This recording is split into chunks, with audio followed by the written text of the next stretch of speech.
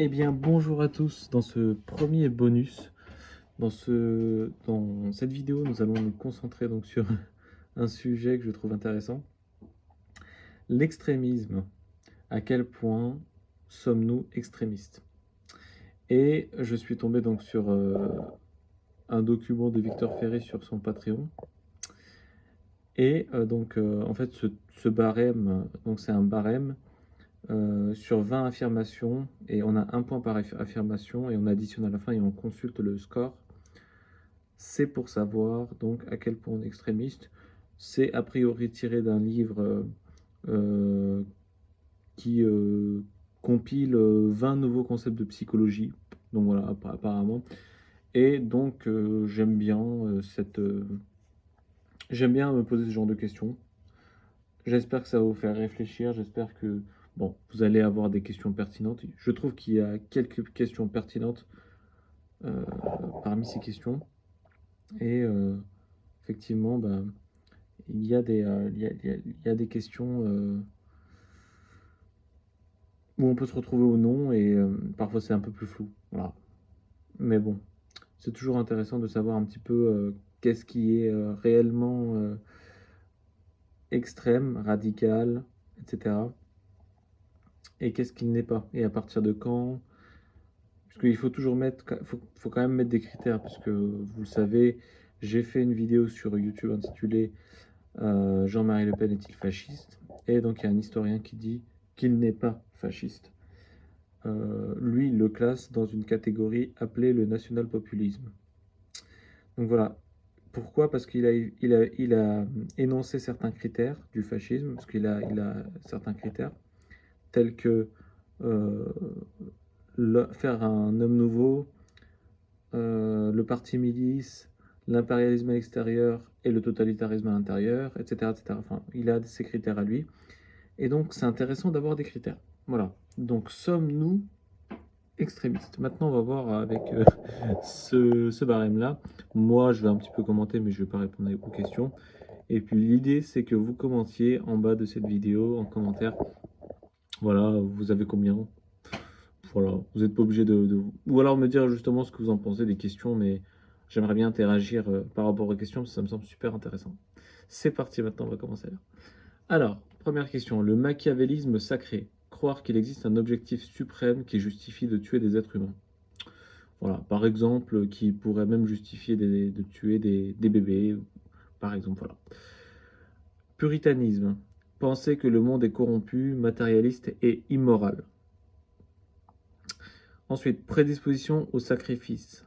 Être prêt à donner sa vie pour une cause. Voilà, être prêt à donner sa vie pour une cause, ça peut être n'importe quelle cause. Vraiment, ça, quand on dit sa vie, c'est pas s'adonner à ça, mais être. Je pourrais mourir pour ça. Voilà, c'est un peu ça. Croyance en une récompense après la mort. Penser qu'il y aura une récompense au-delà, ceux qui meurent euh, dans l'au-delà pour ceux qui meurent pour une cause. Rejet du capitalisme, de la modernité et de la démocratie. Voir la société ouverte, liberté d'expression, pluralisme, etc. comme un chemin vers le chaos.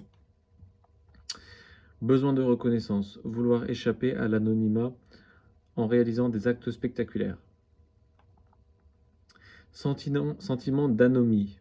Avoir de la conviction que la société est en déclin, accompagné de sentiments personnels de rejet et ou d'inadéquation. Anti-rationalisme et anti-hédonisme. Rejeter la pensée fondée sur la science et les arguments logiques et la recherche de plaisir. Intolérance à la contradiction. Refuser violemment les opinions divergentes. Sentiment de répression et d'injustice. Être convaincu que son groupe a été gravement victime d'injustice. Soif de vengeance. Penser que l'injustice subie justifie une vengeance destructrice. Voilà, destructrice dans le sens, voilà. On peut s'imaginer que on balance une bombe nucléaire parce que on n'a pas été content de quelque chose. Euh, voilà, ça c'est soif de vengeance, mais je me pose la question de savoir quand même, est-ce que si on se venge selon la pensée œil pour œil, dent pour dent, est-ce que ça rentre dans le cadre ou pas? Voilà, est-ce que ça rentre dans ce cadre? Ensuite, supériorité du groupe. Croire aveuglément que son groupe est spécial ou supérieur. Préférence pour l'action plutôt que la réflexion. Agir impulsivement, sans planification ou réflexion. Hostilité envers les modérés. Détester tout ce qui prône les moyens pacifiques ou modérés. Là, on pourrait penser à, je sais pas, des antifascistes qui se tapent avec le PS, machin. Parce qu'ils les trouvent trop, justement, déjà plus impurs, par exemple. Le mépris des normes morales classiques.